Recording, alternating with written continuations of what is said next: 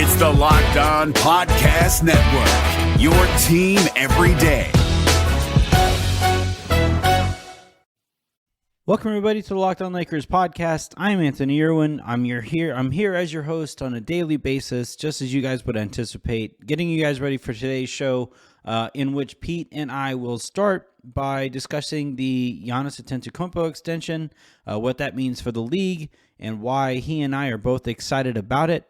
It's a pretty cool deal that he's staying in a small market, and hopefully will continue to reap the rewards of kind of being the guy there. We go from there to the LeBron James season preview we've been promising you guys now for forever, it feels like. We start with our general expectations with him, which is how I want to start all of these season previews, these individual previews. I just think that gets you ready and sets the right context under which this season is going to be taking place. From there, we go to a more individual basis and the things that we're going to be looking for from him as an individual player on both sides of the ball. And then we finish with him in the team construct, and this is where the conversation really takes off. It's fun enough to think about this Lakers team from the standpoint of, okay, yeah, they're just really effing good. But then you think about it as a LeBron James team, and you compare it to the rosters that he's played on to this point in his career, and it stacks up pretty freaking well. And it gets you really excited about all of the things the Lakers are going to be able to do, especially offensively. So let's go ahead and get to that. Enjoy this one. We will be back at it again tomorrow. Make sure you guys, again, are staying tuned to all of the shows across this entire network to get as educated as you possibly can as we get ready for what's going to be a fascinating NBA season. Today's show is brought to you in part by 1010. 1010 is an exclusive collection of 10 one-of-a-kind engagement rings designed by 10 of the most distinctive designers working today. Using only diamonds responsible and sustainably sourced from Botswana, 10 design makers have each produced a uniquely beautiful diamond ring, launching exclusively on January 18th at BlueNile.com. This excited, limited edition collection of diamond engagement rings launches on January 18th, and you can preview it exclusively at BlueNile.com.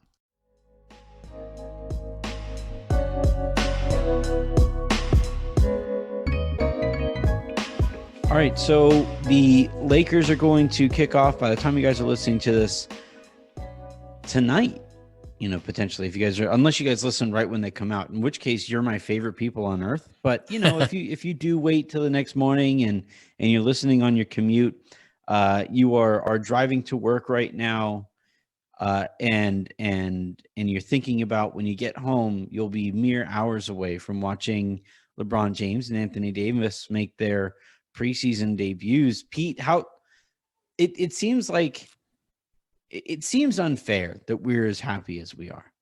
It does.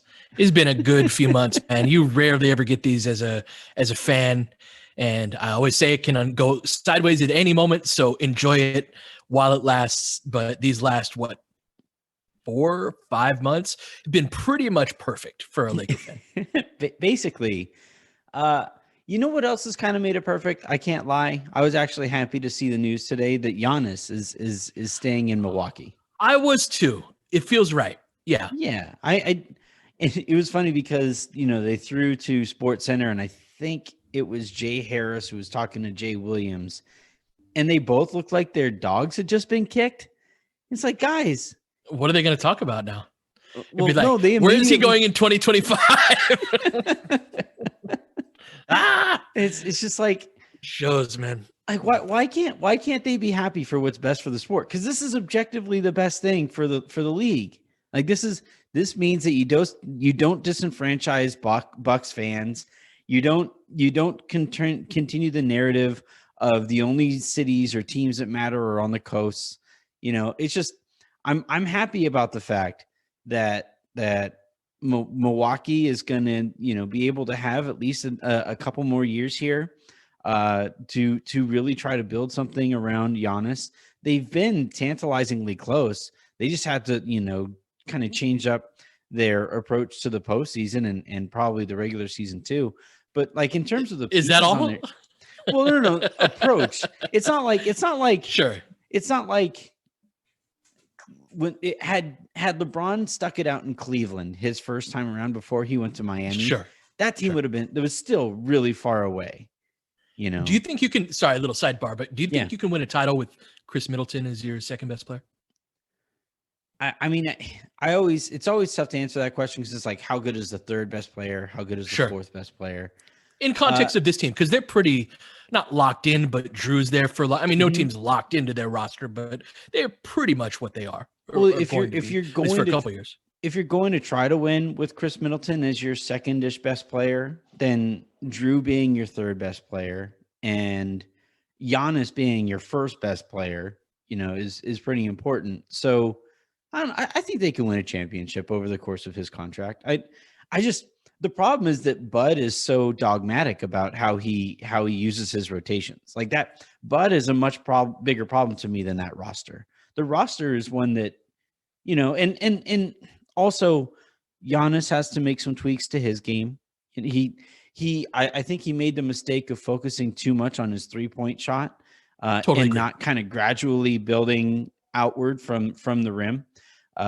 When you're as physically dominating as he is, turning yourself essentially into a 3-point shooter or you know, a rim type player, you're not going to give yourself spacing when you shoot the way that Giannis shoots. You know, it's not like Giannis making a couple threes every so often is going to force the defense to run out there and go guard him. That's not how it works. But had he kind of worked on, you know, a floater or some pinch post stuff or, yeah, you know, he needs a go-to move, man. Yeah, he needs anything a go-to that move. Davis, we saw what Davis was doing in the postseason.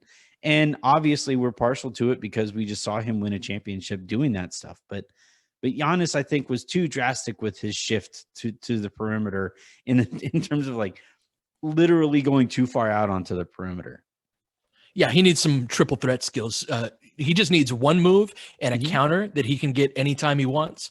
Yeah. And at his size, like those are at his size, it's almost like practice shots. Like nobody's really bothering those shots. So yeah, get a, you know, hard dribble pull up and get a move off of that and you're good to go.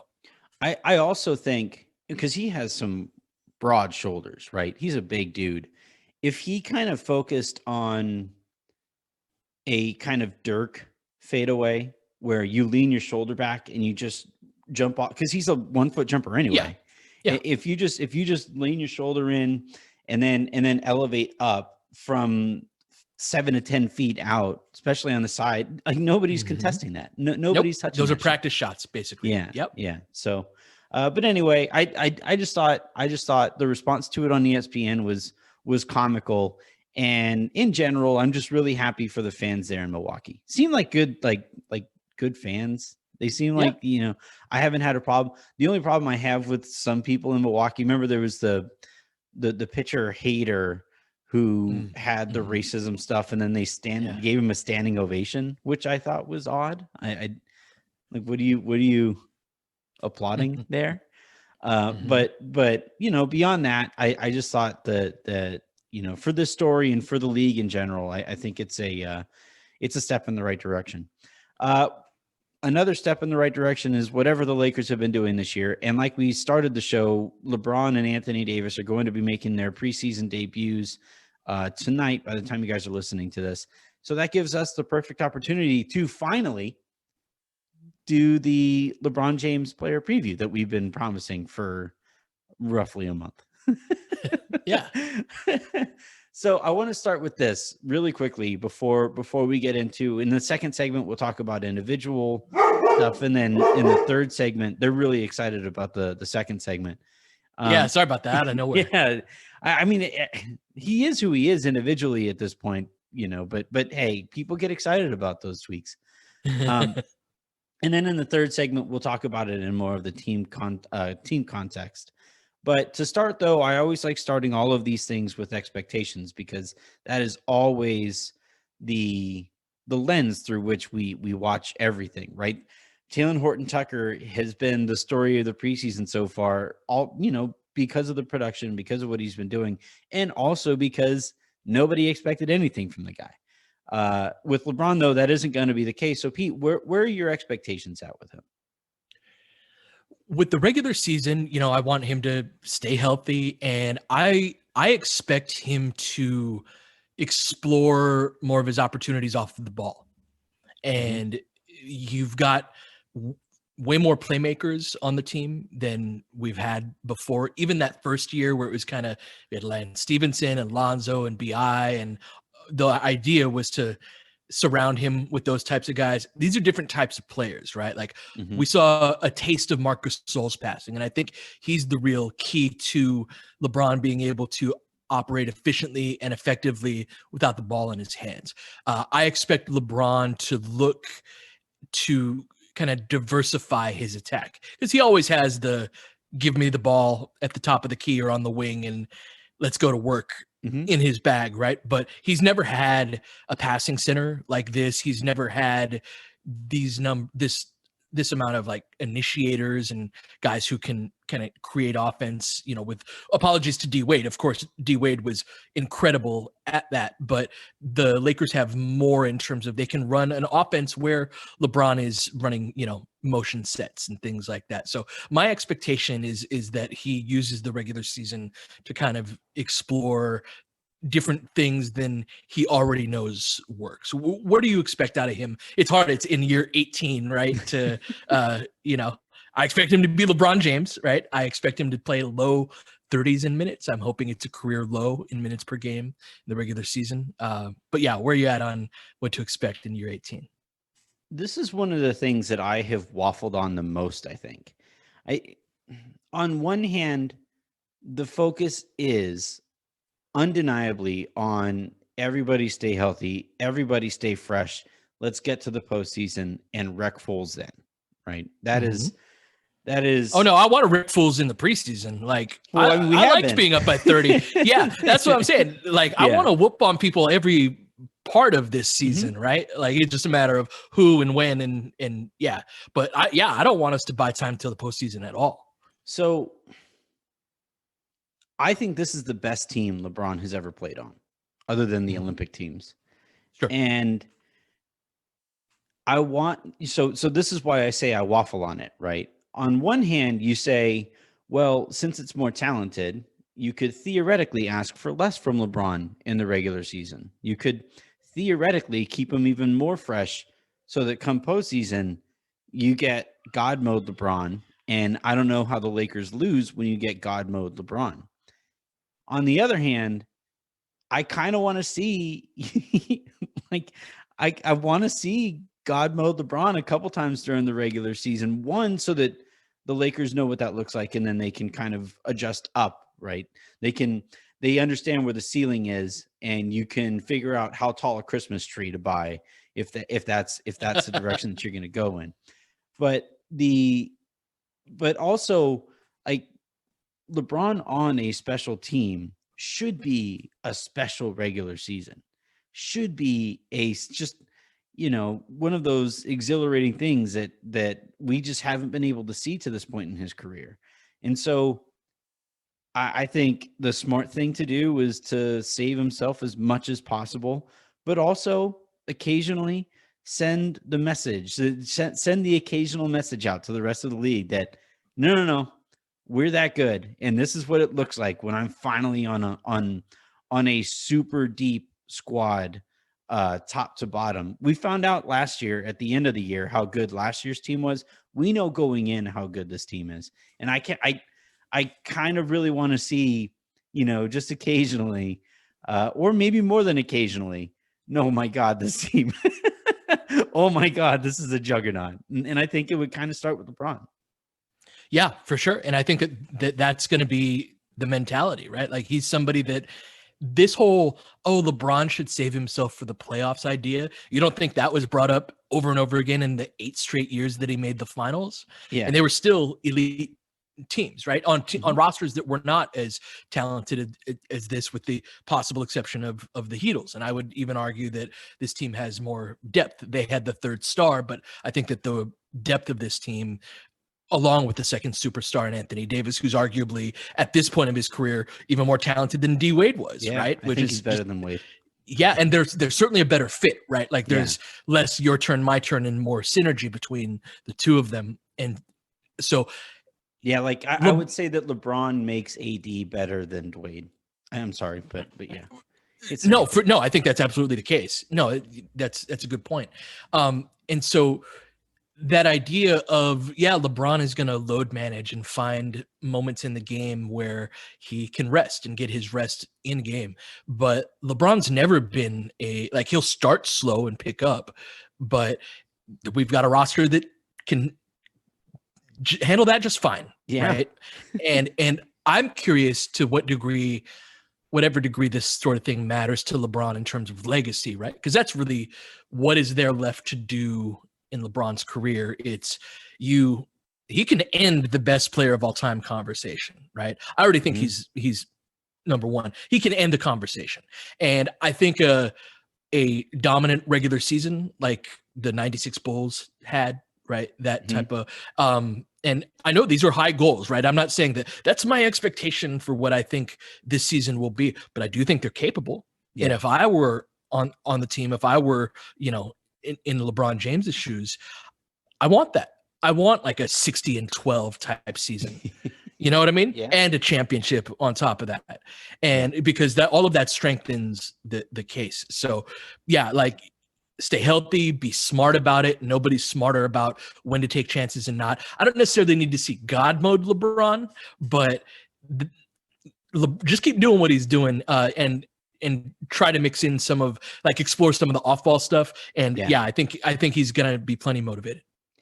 Yeah, I'm going to talk more about the off-ball stuff in the third segment because it's interesting. You don't think of that with LeBron, and you never really thought about it previously with LeBron because his teams have kind of been lacking in that respect. And even LeBron's own game has kind of lacked in the ability to be an off-ball player. But we'll get to that in the third segment. In this next segment, I want to talk about him individually on stuff that we think he can, improve on, what he's going to look like on both sides of the ball. Defensively is going to be a really interesting thing, picking up on the conversation you and I had yesterday. So we'll get to all of that here in a bit. Today's show is brought to you in part by Headspace. Life can be stressful, even under normal circumstances. 2020 has been anything but normal. You need stress relief that goes beyond quick fixes.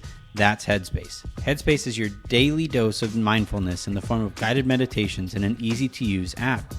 Headspace is one of the only meditation apps advancing the field of mindfulness and meditation through clinically validated research. So, whatever the situation, Headspace really can help you feel better. Overwhelmed? Headspace's 3-minute SOS meditation for you. Need some help falling asleep? Headspace's wind down sessions members swear by. And for parents, Headspace even has morning meditations you can do with your kids. Headspace's approach to mindfulness can reduce stress, improve sleep, boost focus, and increase your overall sense of well-being. Personally, I am a new father. I wake up in the morning sometimes dreading the idea of juggling work and trying to squeeze shows in during Avery's nap times, and just being able to relax and collect myself before every day has been incredible. Headspace is backed by 25 published studies on its benefits, 600,000 5-star reviews, and over 60 million downloads. Headspace makes it easy for you to build a life-changing meditation practice with mindfulness that works for you on your schedule, anytime, anywhere. You deserve to feel happier, and Headspace is a meditation made simple. Go to headspace.com/LockedOnNBA. That's headspace.com/LockedOnNBA for a 1-month free trial with access to Headspace's full library of meditations for every situation. This is the best deal offered right now. Head over to headspace.com/LockedOnNBA today. after an offseason like no other. Russell Westbrook traded. You're absolutely betting on Gordon Hayward with this move. Milwaukee remakes their team overnight. Phoenix is greatly improved. The Warriors are going to be back. It's LaMelo Ball. Ball family's in town, baby. The NBA is ready to start its season. How ready are you? Let the Locked On NBA podcast get you up to game speed with the Locked On NBA Season Preview Series. This week, listen to Locked On NBA for team previews featuring local experts on the biggest storylines. Plus, Chad Ford breaks down the rookies to watch. Josh Lloyd reveals waiver wire ads to supercharge your fantasy team. And Rejecting the Screen predicts who will come out on top of each division. Don't miss the Locked On NBA Season Preview Series beginning December 14th through opening day. Subscribe to the Locked On NBA podcast wherever you get podcasts.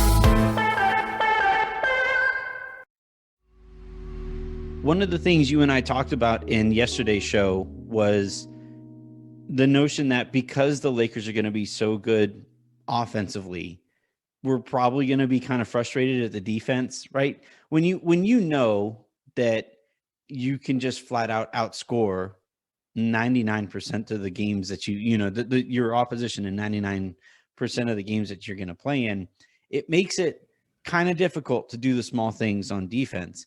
And I think of the players that those small things are going to show up the most, it's probably going to be LeBron, right? The off-ball rotation stuff. I'm curious if we're going to see a lot more pointing this year from LeBron than we saw in last year's team. Why didn't you make my rotation? Yes. Right. That stuff. Do you think it'll be a noticeable step back? I think there are enough guys on this team that it won't be like, I think there's going to be more accountability on LeBron in that respect. And LeBron was wonderful on defense last year. And nobody needs to tell LeBron how to play defense. It's more of a mental engagement type of thing. And like, I get what are called the melts, and a melt is from Spectrum, and it's video of all the different angles of like the main highlights of the game. But there are also these kind of personal interactions, right? That's where Creeper Pete comes in, and so those moments.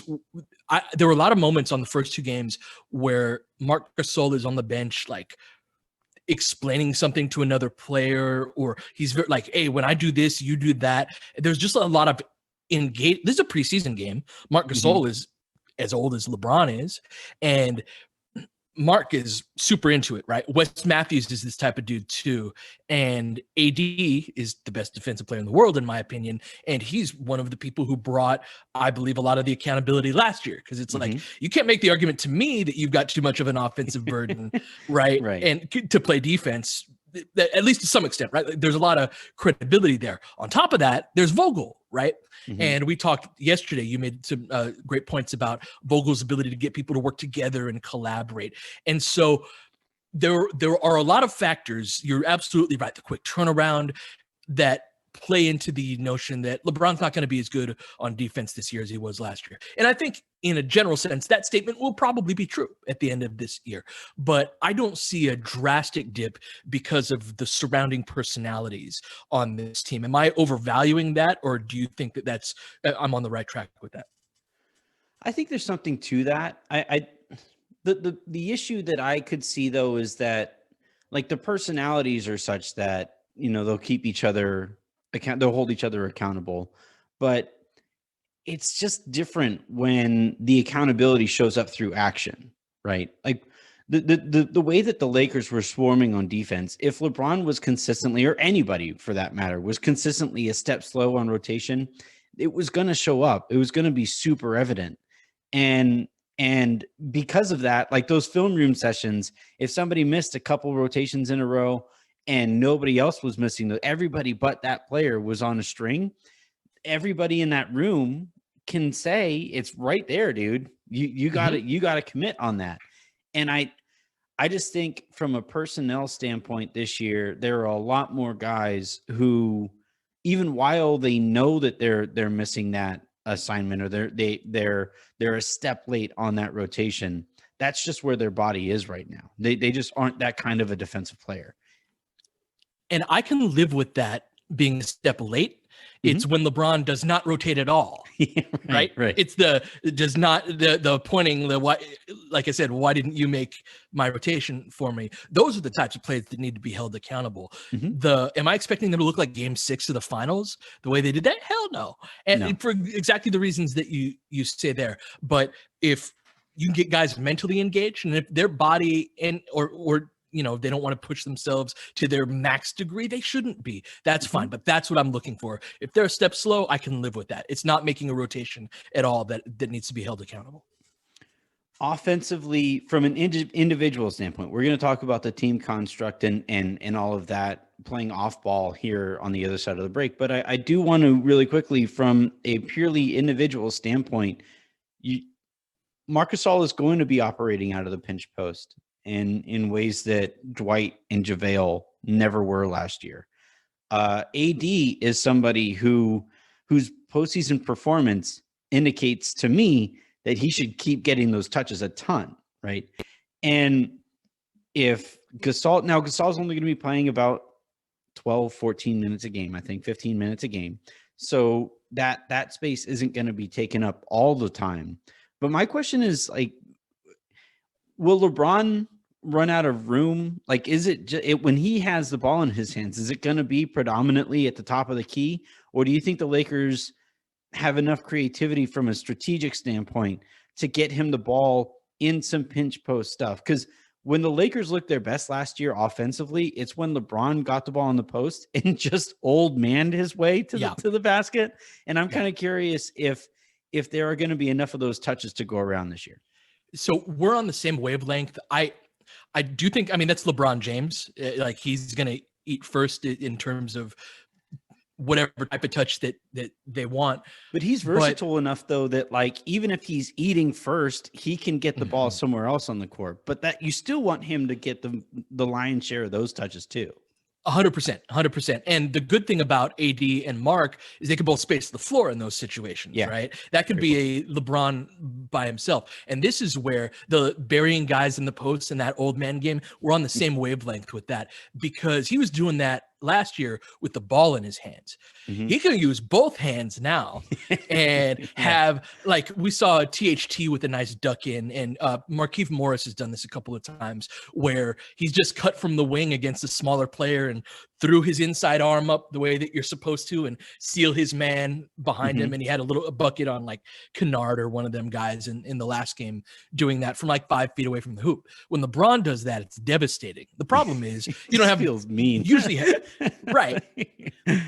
You usually don't have somebody that can make that post pass. And so last year, LeBron's backing a guy down and he's got to dribble while he's using his physicality and his elbows and forearms and shoulders and things like that. He got one hand occupied with the ball. This year, he's got opportunities to do that. So that's what I want to see. Just bury dudes in the post. And you got, especially if Mark starts, as I think he will, in that group, you can, other four guys behind the 3-point line, and LeBron just setting a down screen, reverse pivot, seal his guy behind him. Mark drops the dot. I can't wait, man. Especially if they try to switch or anything like that. Come on, man. Yeah. You guys, obviously this is an audio format, but the whole time Pete was talking, I had like the cheekiest grin. I'm talking with my hands. I'm just sitting here picturing any poor wing. So any wing outside of, I would say, Giannis, Kawhi, and maybe Paul George. I might be forgetting somebody just from a physicality standpoint, but from, like, there are not very many people who, if LeBron is allowed to use both of his hands and is trying to get to a spot, is going to be able to stop him from getting there. They're just, they don't exist at his position. And that's going to be pretty devastating to watch if they can tactically and strategically place him in those spots. All right, let's take another quick second here. That offers up a perfect segue into some of the off-ball stuff. I'm curious to see, beyond the stuff that we just talked about a second ago, can he do some pick and roll stuff as a screener for Schroeder, and he gets the ball in a short roll, and will we see an improved pick and roll game between him and AD this year now that they have another off season's worth to practice that and develop more chemistry there? super exciting stuff, guys. So let's sit tight, pay a couple bills, and come back and talk about that.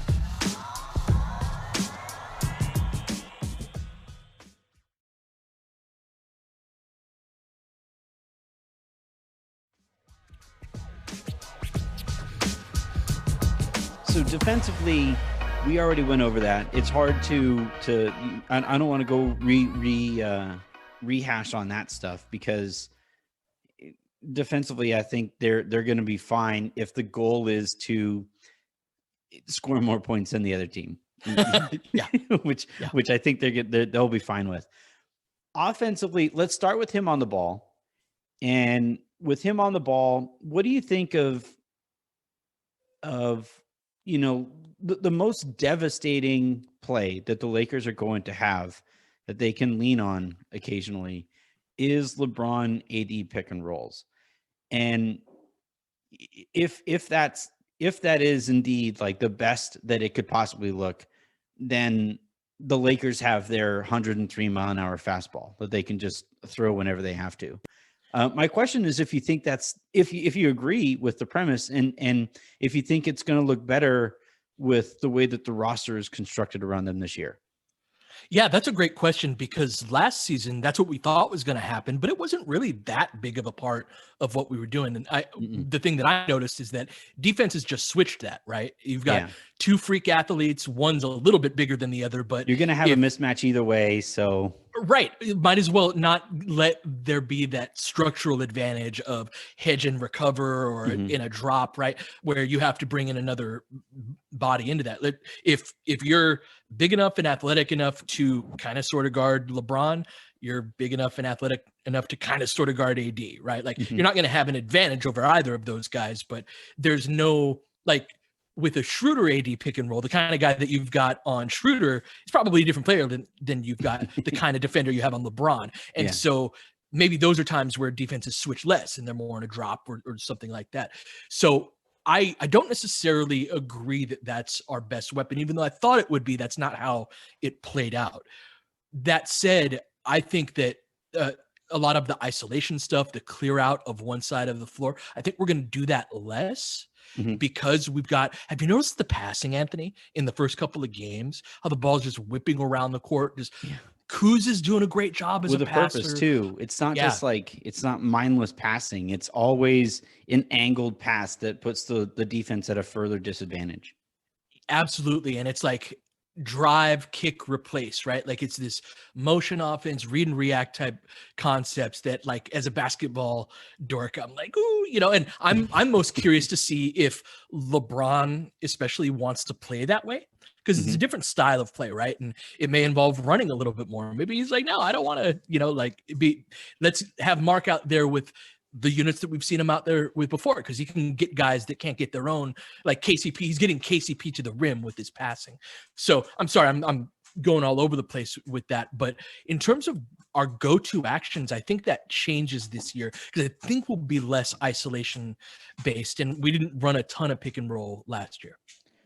So the one case I'll make for it potentially being their see, there's a difference to me between go-to weapon in that, like, and most devastating weapon is that, like,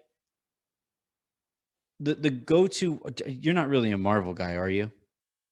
I'm not, no, but maybe I'll understand. Well, so in Iron Man 2, there's a scene where Iron Man and Rhodey are sitting there fighting all these other, like, machine things, droids that are just really piling on top of them.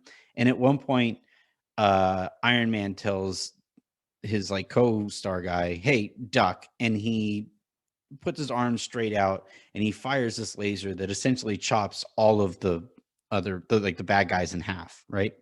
And Rhodey goes, why didn't you just start with that? And Iron Man and Iron Man says, well, it's a one-time thing, So it's a super devastating thing, but it's not the thing that he can lean on the most because it drains too much of his power. Okay. And I kind of feel like the Lakers might use something else more, but this is the thing that I just think looks, and I think it's going to look even cleaner this year. because of the amount of spacing. So you talked about the fact that other teams were able to switch on stuff. Well, if the Lakers had Caruso on the court, or if they had Rondo on the court, or if they had Dwight or JaVale on the court, that meant you had another player to get in the way of that pass that you can make, that dive pass that you can make. It's a great point. When the defender is now on AD's back, right? Because he's coming from a switch. Yeah, and it's like a clogged roll lane because JaVale or Dwight's in the dunker spot. That's a really good point. And so I think this year, if Gasol is out there, or if it's, KCP and Matthews are both out there at the same time, and even Schroeder to a lesser extent, because he kind of is a Rondo type spacer. He'll hit open shots, but he doesn't really space. He doesn't produce gravity. And I think this year, if they do switch it, the Lakers will have an immediate counter that they didn't have last year. And if that is the case, if that spacing is the case, and now teams might still sell out to it, because you know exactly what's going to happen if you don't sell out to that pass, that dive pass, and AD now has the ball at the front of the rim. But on those plays where they don't, the Lakers, I think, are better equipped to take advantage of it.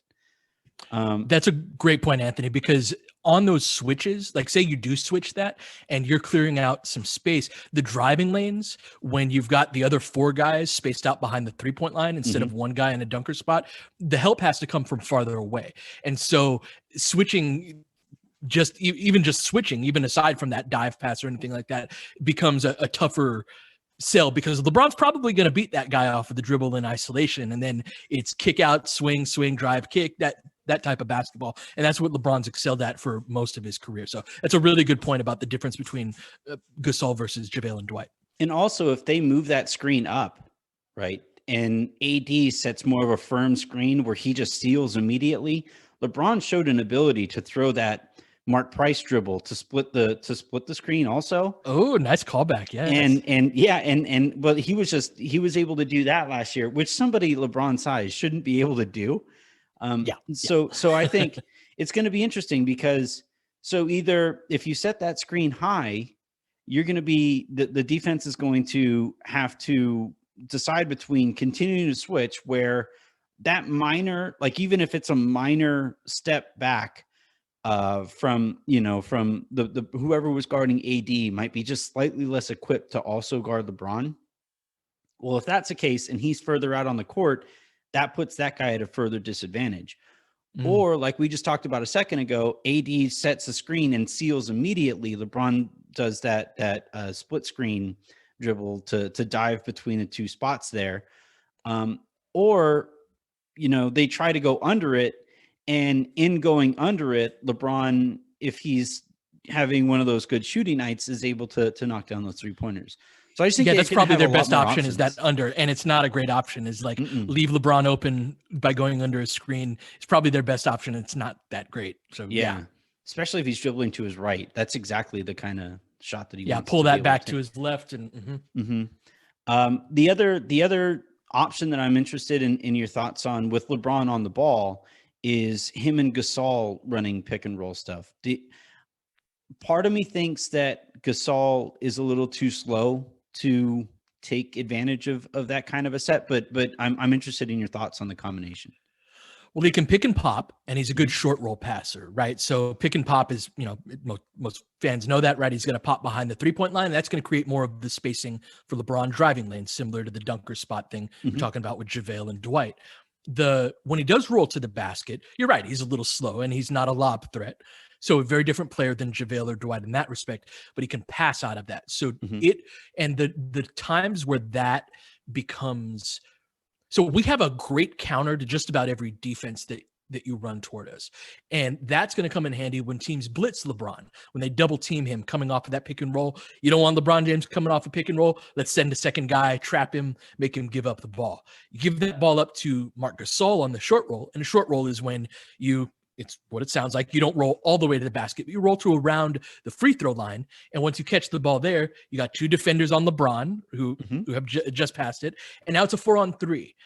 Marc Gasol is going to kill you on that, because he's also got a great mid-range shot, especially when he's open. He's going to be money on that, or he's just going to be dime into guys. So when teams are blitzing, let's next time down, let's run that ball screen with Mark and LeBron, and they won't be blitzing that much longer. So I don't think that's going to be a go-to action. I don't think that's like a top 3 offensive action that we'll have, but for that very specific defensive coverage, when teams like to get the ball out of LeBron's hands, Mark will just chew that up. Yeah. I guess I forgot to mention Montrezl Harrell, but that's more straightforward. Like that's more of your classic pick and roll partner who, if the offense is spread out far enough and Trez is given space to operate in that spot, like it's going to look good. It's going to look good, and it's going to be really hard to defend. Trez has got such a nice touch on his floater too. So does. Like if you're really dropped to the basket, like, oh crap, that's LeBron. Is incredible. I didn't anticipate him being as clean on that side of it as he's been. He's really skilled, man. He's got great footwork. Mm-hmm. All right, so let's finish here on the off ball. Well, I guess we got to finish with how we think this season goes and all that stuff. But the LeBron in more of an off ball role isn't the kind of thing that you would normally be too comfortable with, right? Sure. Usually you say like, all right, we're going to move LeBron more off the ball.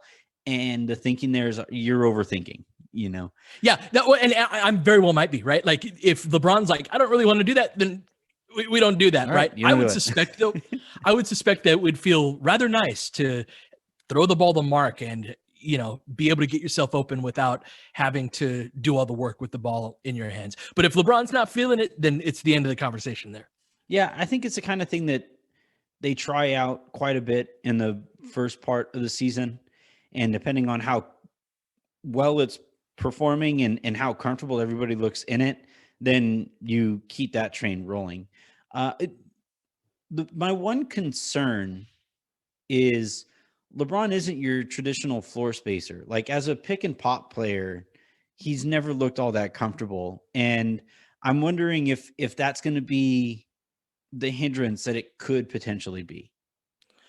It's possible, but I think that's why, in part, he's mainly a side ball screen guy. So when the ball's in the middle of the court, the ball's on the wing, on the free throw line, extended. You saw a lot of that with Alex Caruso last year, and those were rarely ever pick and pops, right? And that's with Caruso not being a pull-up shooting threat either. Right. Teams knew, but between those two guys and LeBron knowing exactly where to settle in to the passing window, and if you commit to him, he's going to skip that over the top to the weak side shooter. That's going to be an open 3 on the corner on the other side of the court. I agree that he's not going to be a pick and pop guy, but there are certain guys where like it doesn't matter, and that's either the devastating lob threat or your Amari Stoudemire type guy back in the day, or somebody who can really pass the crap out of the ball. And LeBron can be that elite finisher, but he can also make those passes. So LeBron's probably going to roll on those whether you like it or not, and it's going to lead to a good option. Yeah, I'm really looking forward to, if it's something he's interested in doing. This is something that Milwaukee, I can't believe, doesn't do more with Giannis, but I like the idea of LeBron being the roller in a Dennis Schroeder pick and roll, because Schroeder, for one thing, is a bigger threat than everybody that has played point guard with LeBron on the Lakers thus far, right? Obviously, Kyrie Irving at that stage of his career was a better player than Schroeder is right now. But compared to the pick and rolls that we've seen when they've tried it with various other players, it hasn't looked all that clean because you haven't had to guard Lonzo Ball. You don't have to guard, Alex Caruso to this point in his career. But with Schroeder, if he turns a corner, if he really turns those turbo jets on, it's over. Especially if you're switching, if they start with a bigger player on LeBron and you just try to go switch it, well, either you're going to have a mouse in the house with LeBron, or you're going to have a bigger player in space against Schroeder, which doesn't usually go very well either. Do you think that's something like, do you think LeBron and Schroeder will be on the court enough to really give this a go? I do. I think that at least early on, I think these are all combinations that you need to see for exactly the reason, like a guy who can finish around the rim and turn the jets on, especially on those side pick and rolls. Yeah. Because if you get going middle on a side pick and roll, you're in a tough position help wise because the hedging big is coming from the other side of the court.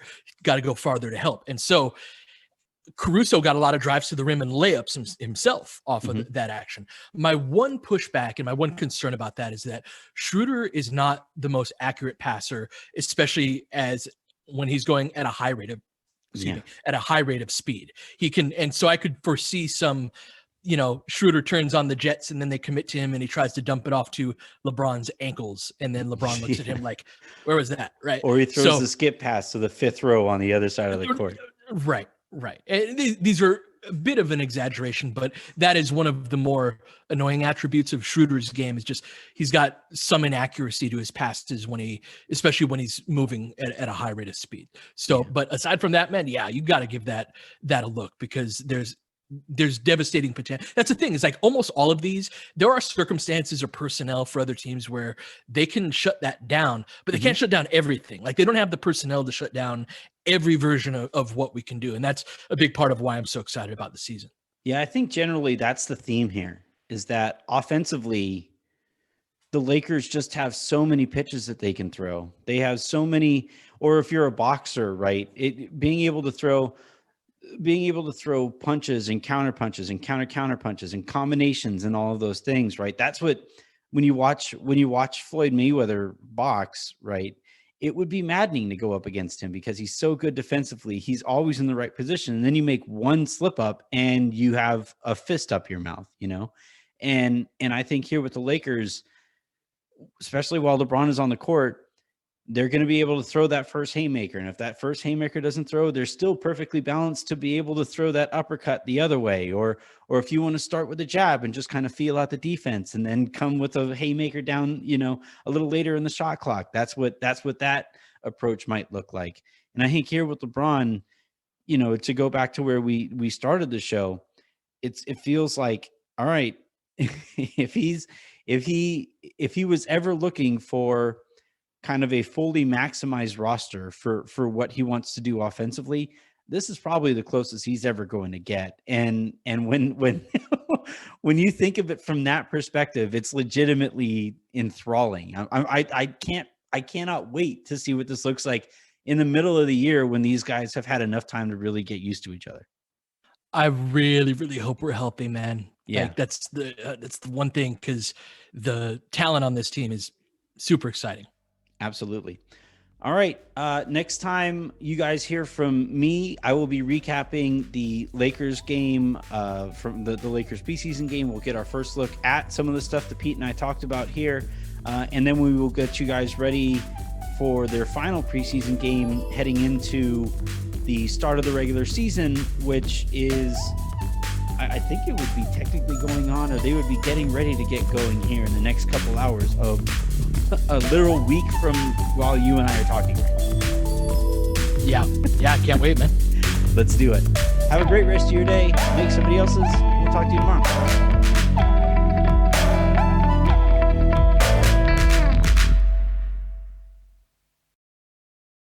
Hey, I'm William Updike, and I'm the host of Locked On Clippers podcast, but I'm not alone. Hey, it's me, Positive Chuck Mockler. I'm also the other host of Locked On Clippers. We're your daily Clippers podcast, and you should subscribe every day for the latest on Kawhi and Paul George, the collapsing Clippers locker room, and their chase for their first championship or even Western Conference Finals berth. Right now, we're focused on how Ty Lue's going to get the team back to where it should have probably been last year, as well as just kind of hoping the season's a little more consistent for the Clips on a personnel level. You can subscribe to Locked On Clippers wherever you get podcasts. You've heard NBA All-Stars on Rejecting the Screen. You've heard Hall of Fame journalists on Rejecting the Screen. You've heard legendary stories for the first time on Rejecting the Screen. He's Noah Kozlov, and I'm Adam Stanko. Join us by subscribing to Rejecting the Screen so that you always have all three sides of the story. Their side, our side, and the truth.